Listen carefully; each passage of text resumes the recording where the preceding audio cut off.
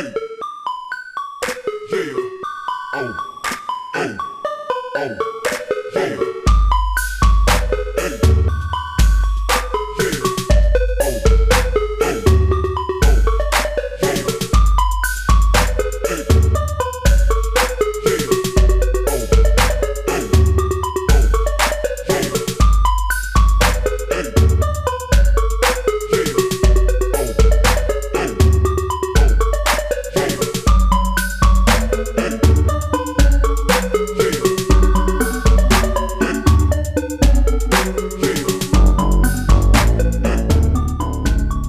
What's up, YouTube? It's your boy Thomas back again with another rendition of Truth Be Told. Now this past week, there wasn't anything major going on except for now you're hearing all this shit about the fucking shooting in Illinois or whatever. They caught the suspect. Supposedly he is a far leftist who went on a rampage about hating America and blah blah blah. I'm telling you, it doesn't matter what kind of new gun laws you put in place. You have to build better mental facilities for these deranged young people. They got to go into mental facilities because the left has deranged these freaking kids and trying to indoctrinate them into hating American crap. So you got to get these mental health issues taken care of before anything's on. No amount of more gun laws, which we already have really strict gun laws in place, is going to help. You got to work with, their mental capacity. That has to be addressed. So Democrats are retarded for trying to press gun laws because that's all they're going to do, and it's not going to change anything. It never has. No matter how much gun laws that we've allowed them to push, it's never changed anything because it's a mental issue, not a gun issue. Anyways, moving on. I got a lot to unpack this week for you guys. The first thing I want to talk about is I just got done watching the Netflix movie The Man from Toronto, starring Kevin Hart and Woody Harrelson, where Kevin Hart is mistaken for a hitman, which is the Man from Toronto, which is Woody Harrelson's character.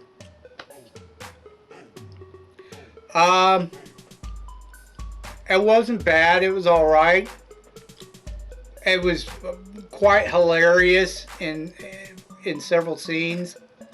I'm telling you right now, Woody Harrelson makes this movie. He's just fucking hilarious. Kevin Hart does the same fucking character in every fucking movie, like he's some badass, but he's really a pussy.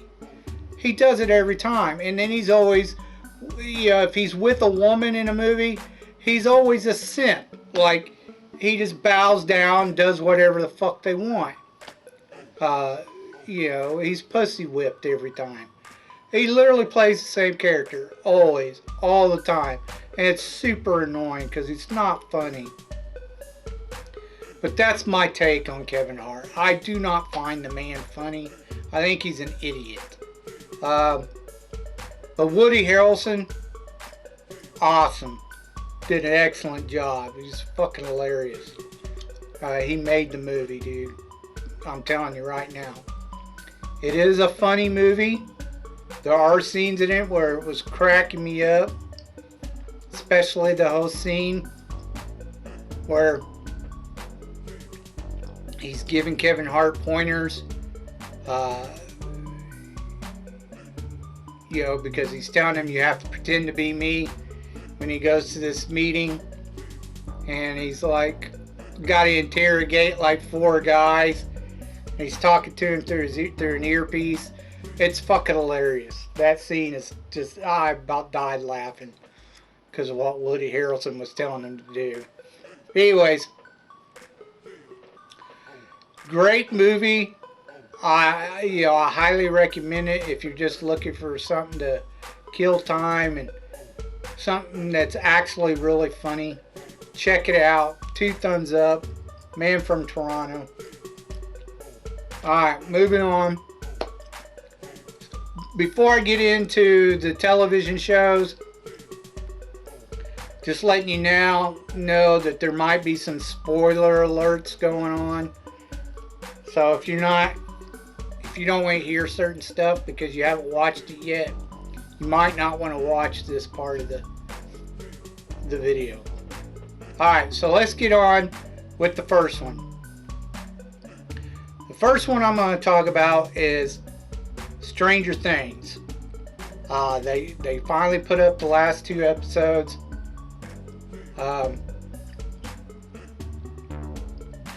What really pissed me off is they killed the best new character, which is Eddie. They killed him off, which really ticked me off. Because I was like, that's the best character you guys have come up with for a while. And you fucking kill him off. What the fuck? The one character that they should have killed off and they let her live was the stupid lesbian chick.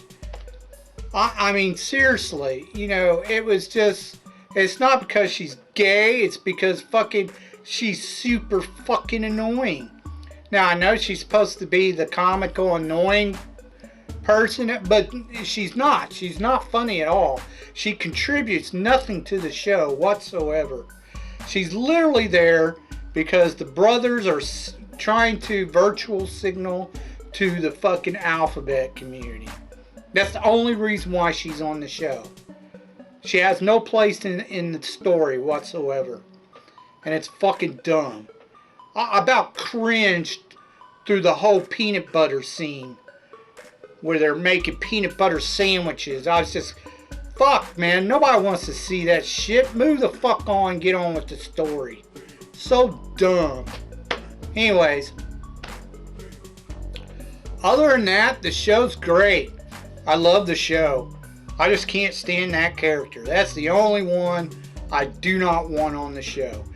There's no point in having her in the show. She does nothing to the story. Period. You can argue about it all you want, but that's just, it's not just my opinion, it's a fact. She contributes nothing. So we don't need her. She should have died, gotten rid of her. Or not even put her on the show. Anyways, obviously they left it off for part 5 or season 5 to wrap things up. I kind of figured they were going to do a season 5 as the final season and end the show, but so they hurt one or Henry or Vecna, whatever you want to call him, really bad, but they didn't kill him off. And I don't know why, but in the scene where they're, Nancy and Steve and that retard, they're fucking put him on fire, Nancy's shooting him. I was like, well, what the fuck's Steve going to do? Steve had an axe. I don't understand why Steve didn't just chop the fucker's head off and ended it. But no, they got to have a season 5, so they couldn't have that. But Steve just stood there. I said, what the fuck? Why are you letting the chicks do all the fucking fighting? And then Steve just stands there. That just fucking pissed me off. It's like, come on, dude. But yeah, I don't know. It was just kind of lame. Some of the scenes like that. Like the whole thing with, fucking Eddie's fighting off the thing, or whatever they are, by themselves, and Billy comes out there.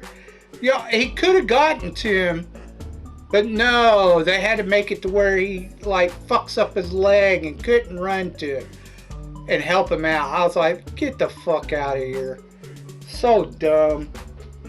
Because he should have been able to get over there and help him out. But no, He drops 3 feet and breaks his fucking leg. Fuck off.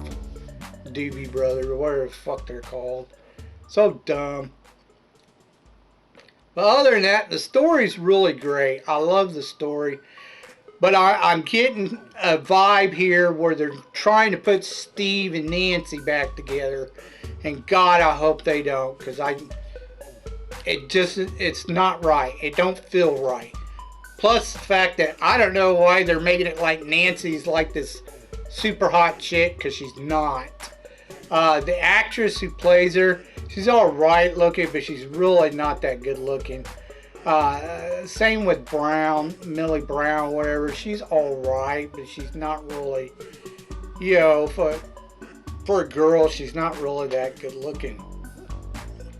The best looking girl in the show really is the Maxine or Max chick, you know, the redhead.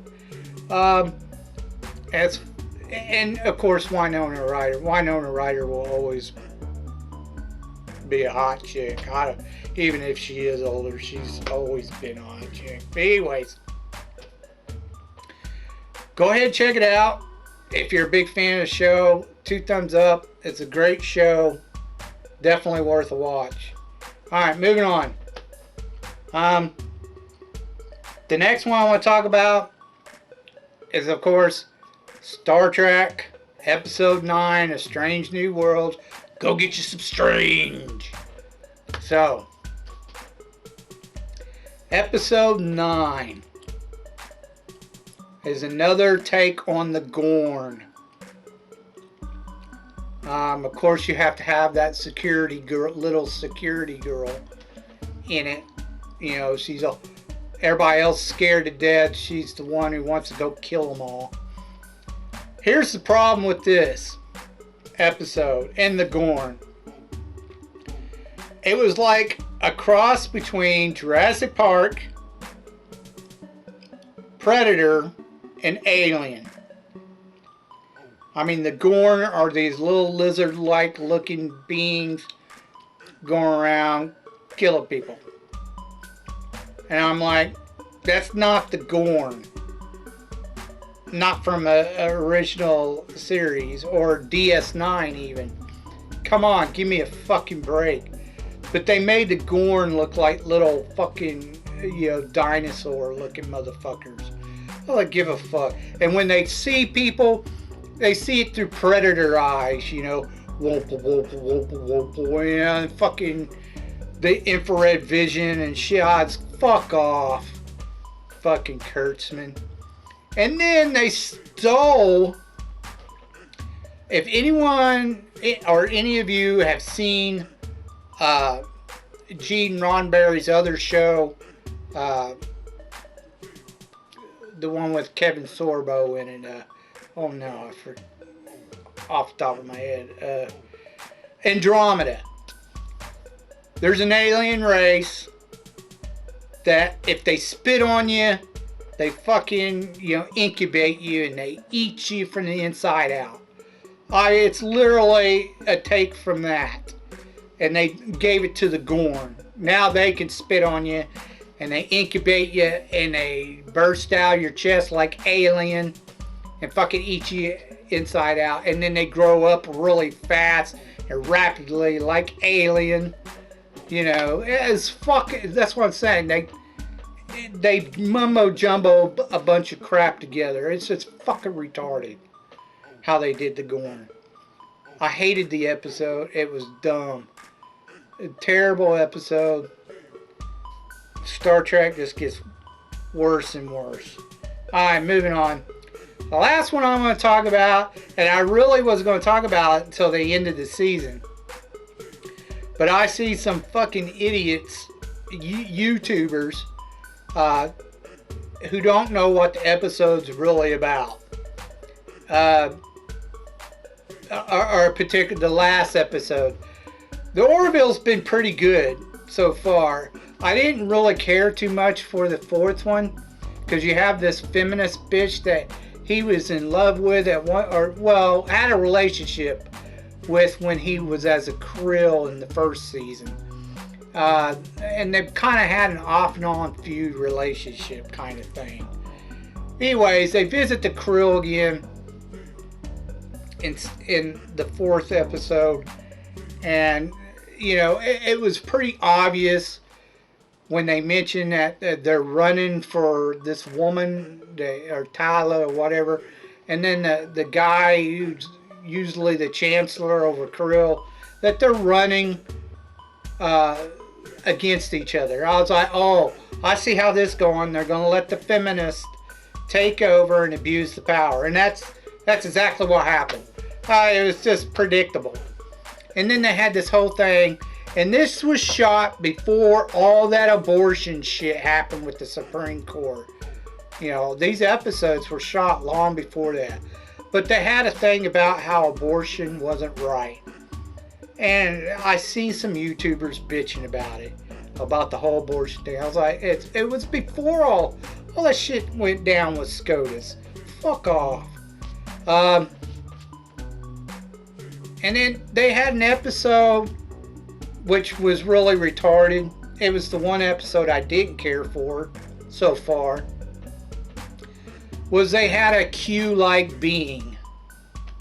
A Seth MacFarlane, I don't know what the fuck he was thinking.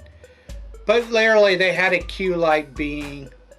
You know, and it was a horrible episode. It's like episode 2 or 3. I can't remember. It was a terrible episode. But this last episode they had was about the Moglins. Everybody knows that the Moglins want, you know, all males in their society. You know, they're not big on females at all. Even though there are female Moglins living elsewhere on a different planet. But Boris, and I can't think of his mate, but they had a girl, and then his mate wanted her changed to a boy, and Boris allowed it, even though he really didn't want to do it. But they had to go to a trial, and everybody at the trial said she had to get a sex change and become a boy. And in this episode, she's realizing she's not really a boy, she's actually female, and she wants to go back to her biological sex. And they give it to her, or they don't give it to her. They kind of sneak around the union and give her the procedure, and she's back to being a girl at the end of the episode. But Boris's partner throws a fucking hissy fit and runs out of the, you know, takes off screaming and telling the kid, I wish you'd never been born, even though he too was a female when he was born. So it made, that was kind of fucked up. But anyways, the whole episode was about parents abusing their kids, these parents who want to transgender their kids, you know, like 3, 4, 5, 6 years old, you know. It's wrong. It's abuse. But you see a lot of these celebs doing it, and you see a lot of parents do it, and then they get money for it. They write books and, you know, have the news pay them to do their story and shit like that. It's abuse. It's child abuse. And that's what the whole fucking episode was about, is, you know, child abuse from these parents who want to transgender their children. But anyways, I had to speak on it. It was a good episode. Whoever wrote it did a real good job at how they wrote it. But anyways, Orville's episode 5, I think, maybe 6. I'm not sure. Then I dash away from Popo. Yeah, sex around my grass, they want my dough though. But I keep a 40, they don't know, no. Alright, movieholics, let's get on to your B movie reviews. Our cult classics. This week is Comedy Week.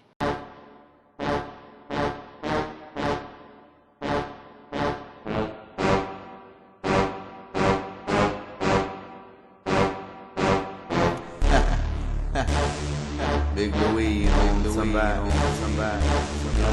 Fresh in the game, putting it down. Everybody jump, make the club get crunk. If you want the south side, represent, throw it up. Everybody jump, make the club get crunk. If you want the north side, represent, throw it up. Everybody jump, make the club get crunk. If you on the west side, represent, throw it up. Everybody jump, make the club get crunk. If you on the east side, represent, throw it up. Now, I went and watched a couple of comedy/horror films. The first one is called Cemetery Man, and it was done in 1994. It starred Rupert Everett. Hope that's how you pronounce, or Everett. Sorry, Everett. I can't even read my own writing. And Anna Fauci. I hope that's how you pronounce their names. Only made about 300,000 worldwide, and that's because it was an Italian film, a foreign film. Now, Italian films, they're either decent or they're really bad. You get a lot of Italian films, especially in the 80s, that were doing knockoffs of more popular movies. They would kind of like do their own versions of them, and they were just knockoffs. Some of them were okay. Others were just way too cheesy. This film, Rupert does a really good job at acting. The acting in it was fairly decent. It was actually pretty good. You see him most of the time. Now, the story is, he's a caretaker or an undertaker of this cemetery. Now, he has an assistant named Nog, which all he says throughout the movie is nah, nah, nah. He does that throughout the whole movie until the very end. That's all he says. Nog lives below him in another apartment. You also have this woman who is played by Anna Fauci. She was an Italian supermodel at the time, and she's very, very beautiful, very good looking woman.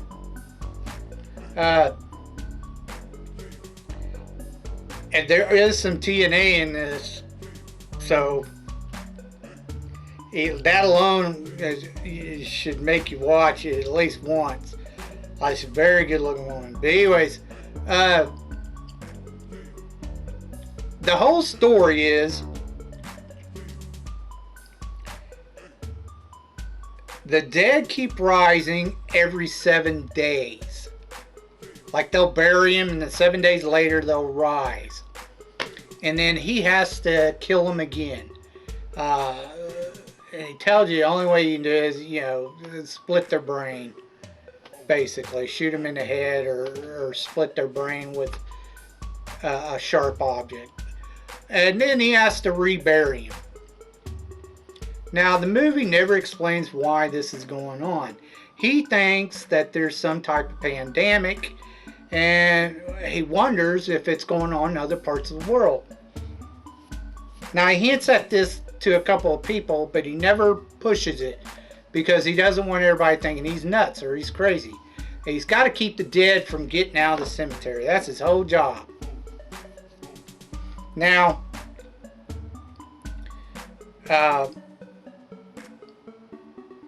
he meets this woman, Anna Fauci, where her husband dies. And then, I don't know, he starts hitting on her. And then, her husband's only been dead for 2 weeks. But eventually, she succumbs. And, the night they decide to get it on, you know, she ends up getting killed. Of course, you know, 7 days later, she tries to come back, kill him. And, you know, Nog actually kills her. And then he has to rebury her. Well, for some odd reason, he keeps seeing this, you know, keeps seeing her. It never tells you her name. They just call her she. He keeps seeing her in other women. It's kind of screwed up. Because he sees her in the secretary of the new town mayor. You have a town mayor who eventually gets killed. Okay, let me back up. The town mayor has this daughter. She ends up getting in a motorcycle accident, gets killed, and then kills her father, the mayor. So he ends up dying too. So the new mayor, he rapes and then marries the new girl that he sees Anna Fauci in. You know, this new manifestation, this new girl that's supposed to be his assistant, the new mayor's assistant. She comes and tells him, well, he raped me and I liked it. Because at first she told him, you know, she couldn't be in love with a man unless he was impotent. Everybody thinks, for some odd reason, that the Cemetery Man is impotent for whatever reason. I don't know. It's weird. There's a detective. He's constantly trying to find a murderer. And he always tells him, I know you couldn't have done it. Blah, blah, blah. You're impotent. And blah, blah, blah, blah. Because it always has to deal with some type of sex crime. Anyways. That girl leaves. Then he meets another, two girls actually. They want a ride from him. He's sitting in a bar and they want a ride from him. Comes to find out, one of them looks like the Anna chick again. And he thinks he's fallen in love with her as well. But then all of a sudden, he finds out that they're a bunch of college girls. There's 3 of them. And they're actually prostitutes. So he knew it was a bunch of BS. So he burns them alive. The police detective tells him, oh, I know it's not you. Blah, blah, blah. It's a, what the hell? Even though his car was seen there, you know, whatever. Anyways, there's a couple funny moments with Nog in the movie. But other than that, I really didn't think it was funny at all. The movie was kind of, it was just really weird and drawn out. Nog actually, he likes this, the mayor's daughter, and throws up on her. And she's like okay with it, and takes off on the bike with her boyfriend. And then later on when she gets killed, Nog, she gets decapitated. Nog takes her head, you know, and is singing lullabies and playing like a violin for her and shit. And she sings for him inside of a TV, you know. And then she kills her dad, and then Rupert shoots her in the head and kills her. So now Nog and him both don't have a woman. That's weird. Weird. Anyways, they decide that they're going to escape from their town at the end of the movie. And they drive to the edge of a cliff, and there's nothing left there. Like, there's nothing beyond the cliff. It was weird. And then Nog tells him, I really want to go back home. And he turns to Nog and says, nah. You know, and that's the end of the movie. Well, it pulls away, and you see him inside of a snow globe. That's the end of the movie. It was weird. It may be worth a one-time watch, but it's not funny at all. I give it a thumbs up and a thumbs down. It's just weird. The only good part about was Anna Fauci. I mean, she's a gorgeous woman. But other than that, alright, let's move on. Next one that I watched, which I could watch 100 times, was BeetleJuice. Everybody's heard of this movie. It was done in 1988. Made about 75 million worldwide. One of the very, very few Tim Burton movies I liked. Of course, you got Michael Keaton, Winona Ryder, Alec Baldwin, and Gina Davis. Now, I don't know about you,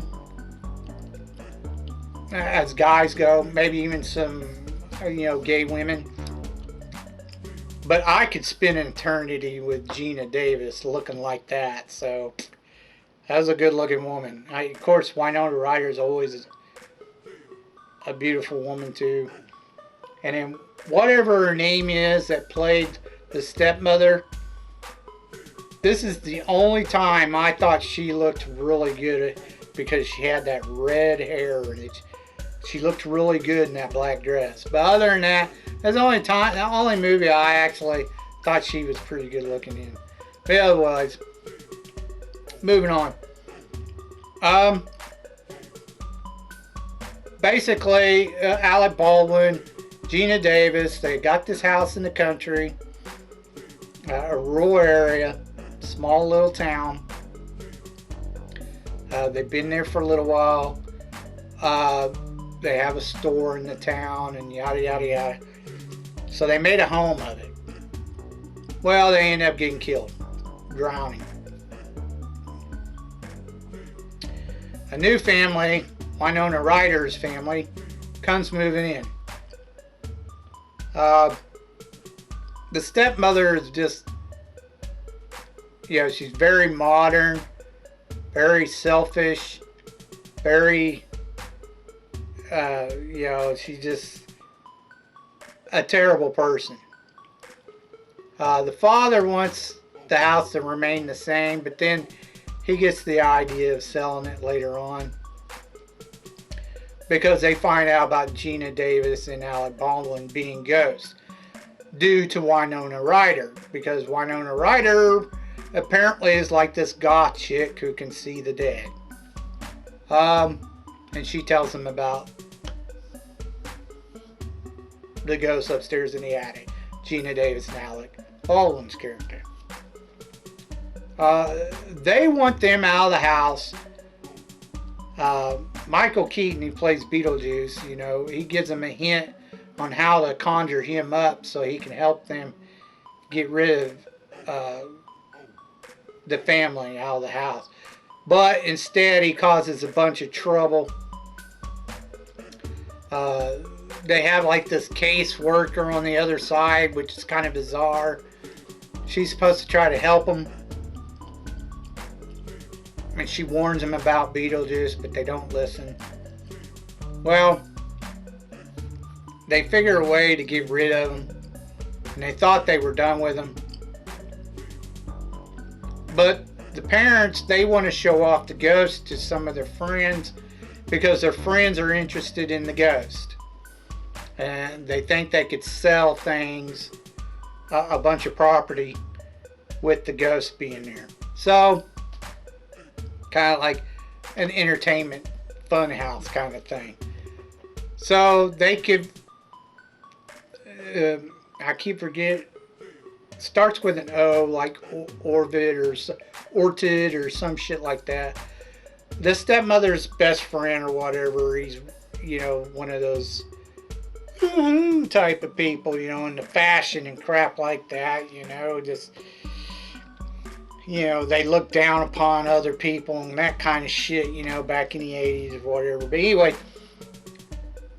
he finds the book of the recently deceased that the ghost had. He starts reading it and figures out a way to bring him back. Except when he starts bringing them back, they have a seance. When he starts bringing them back, they are actually rapidly aging because they've been dead for quite a while. They decompose pretty fast. Lydia, or Winona Ryder's character, She calls on BeetleJuice to help him, save him. But he has a stipulation that she's got to marry him so he can stay out of the world of the dead. So she agrees if he helps him. Well, he helps him, but then they realize that she realizes she made a mistake, and they're trying to help stop BeetleJuice, and they eventually do. And that's all ends well. The family stops trying to bring people over to sell the property and shit like that because of the ghost. They decide they're just going to try to live with them, and they start getting along to a degree. Even the stepmother. You know, at the end, everybody's happy with the way things are. And that's pretty much the end of the movie. Now, this movie is one of my all-time favorites. I love the BeetleJuice movie. It's just hilarious. It was really a cool take on the afterlife, I thought anyway. Michael Keaton was sensational and he was just hilarious. But definitely, if you've never seen BeetleJuice, check it out. It's one of the funniest movies that intermix comedy and horror. There's a few good comedy horrors, but this is probably one of the best comedy horrors there is. 2 thumbs up. Definitely check it out. If you have any thoughts about what I talked about earlier in the video, please leave your thoughts down in the comment section down below. If you have any suggestions of movies you think I may never have seen or underrated movies, please leave your suggestions down in the comment section down below, and I'll get to them as soon as I can. So until next time, I told you to be told the truth, and you just been told.